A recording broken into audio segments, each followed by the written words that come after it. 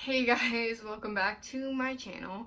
So, I want this channel to be a positive video and I want to be able to give you guys advice sometimes. So, I decided to do a sit down and let's talk. Let's talk. So, the first thing, let's address my hair. I'm sorry, okay, that's all. It's just not cooperating. I need to shower, okay? Yeah. Anyways, okay, so today's topic, I feel like I kind of want to do these like twice a month or something like that. Today's topic, I wanted to talk about friends and just give you a little advice about that. I realize I'm 16, why would you take advice from me? But I feel like it takes everybody a certain amount of time to realize this, and you have to realize it on your own. But just listen and look for signs for what I'm about to talk about. So, let's get straight into it, I guess. So, I want to tell you, I want people to realize that it's okay not to have friends. I sound like such a loser. Okay, this is not supposed to be a funny video. Let's seriously talk. Okay. It's okay not to have friends. In my opinion, I would rather have two amazing friends in my life that will die for me than have 10 shitty friends. The problem is realizing who's good for you. They're not good for you if they're not pushing you to constantly do better, constantly. If you want, you have an option one night that either you can go bowling with your friends and get super high and fucked up, or you can go to a high school event that has to do with your future and college and stuff, and your friends really want you to go, so go, right? No. You know in your heart that you should think about your future, and you're getting to the point in your life where you have to.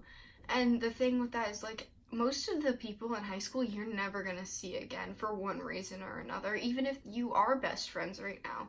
And it's so hard to take the time to realize that even your best friend might not be good for you. And if it feels like constantly you're helping them out and they're never doing anything for you, I know that sounds super selfish, but this is kind of a selfish video, I guess. If sometimes you need to do what's best for you. If they're tearing you down, or if they're never helping you when you need help, they're never there when you need to talk, they're not a good friend. If you have a friend that's just really depressed and really sad all the time, that's fine. Help them out as much as you can. But if instead of you're lifting them up, instead of that, if they're just bringing you down with them, it's a toxic relationship and you need to not. This also goes for relationships and stuff, and in your heart, in your gut, you just know that that person is not meant to be in your life anymore, no matter how long it's been. And I feel like the longer you've been friends with somebody, the harder it is to break that off. And sometimes it is hard, but you just need to think about your own life. You need to be selfish for a second, which is really hard for me personally. I always want to help everybody else out before I help myself, and it ends up tearing me down. And I think that is my biggest strength and my biggest weakness at the same time, is always wanting to help people. I think it's wonderful when you want to help people, but if it's getting to the point where it ends up tearing you down, you need to back away for a little bit and fix yourself and figure out how you can still help people but not tear yourself down. If you feel like you just can't, I don't know. Okay, I'm a busy person. I'm always doing stuff. I never really have downtime. And if your friends aren't willing to work with that and still see you when they can, and when your guys' schedules fit together, then they're not supposed to be in your life, because that is just a sign. I don't know who out there believes in God. I do, and that for me personally is just a sign that they are not meant to be in my life. I definitely thought I heard something, but it's okay. Like, they're not meant to be in your life if they're not in your life. If they constantly come to you with drama and like drag you into stuff like that, they are not good for you. And that's at the point where you need to reevaluate yourself. And a couple weeks ago, probably like a month ago, my sister showed me this song, and basically it was just like, you need to be constantly reevaluating your friendships. Like, it had that pretty much exact line in the song. And I don't know why, but that just hit me, and I was just like, because I was trying to look for a sign of whether I should be friends with somebody at this point, and that was like my sign from God. Like, that person is just not good for you, and they don't need to be in your life. I'm the type of person that I be the friend that I want to have as a friend. So if I'm always helping people out and like they're never returning the favor, not that I expect that, like never expect that, but they should still want to, and they should still be there for certain things like your birthday. Like, even if you say that you don't want to do anything, they should respect that, but they should still like do something, I guess. Like, at least say happy birthday, or be like, happy birthday, I love you, or like whatever. Like, they should still say something. And I just think it's a really hard topic for people to like actually come to the realization that they're not good for you. And a lot of this goes for like relationships also. If you don't, I guess that's a different topic. Never mind. Maybe that'll be my next one, is relationships. But people always come to me for advice, which I'm okay with, but pretty much I tell them the same thing every time, that everything happens for a reason. So if you just got suspended from school for beating up a kid that was bullying somebody else, if you feel like morally that was the right thing to do, be okay with your suspension. Like, sure, you might be in trouble, but like, you know in your heart that if you wouldn't have done that, that kid would have been continuously bullied. Even if you told somebody, the bullying doesn't always stop. So like, not saying it would now either, but like, if it did stop the bullying, like, you would feel good about yourself, because you'd realize like, I just helped somebody. Because if they continuously got bullied, you never know, they might try to commit suicide, or they may start hurting themselves, or drop out, or something. They're not focused on their schoolwork, they're focused on avoiding that hallway that the bully's always at. And if like they happen to run into that bully again, like, you know. So I think it's more about morals, and if you want to be with like people, like if you want to end up like them, continuously like be friends with them. Like, that is your choice. I'm not telling anybody what to do, but at the same time, you need to reevaluate yourself as a friend. If you always have people buying you stuff, and like buying you lunch and taking you places, and like always being there and stuff like that, but if you only text them because you want food, even if it doesn't seem like that, because you want food, or because you want a ride, or because you, oh my god, I keep hearing something. That time I saw something. Okay, demons, you know. But if you just want drugs from them, or something like that, if that's the only reason you guys talk, or because you want to tell them about your drama, like, that is not you being a good friend. A good friend is there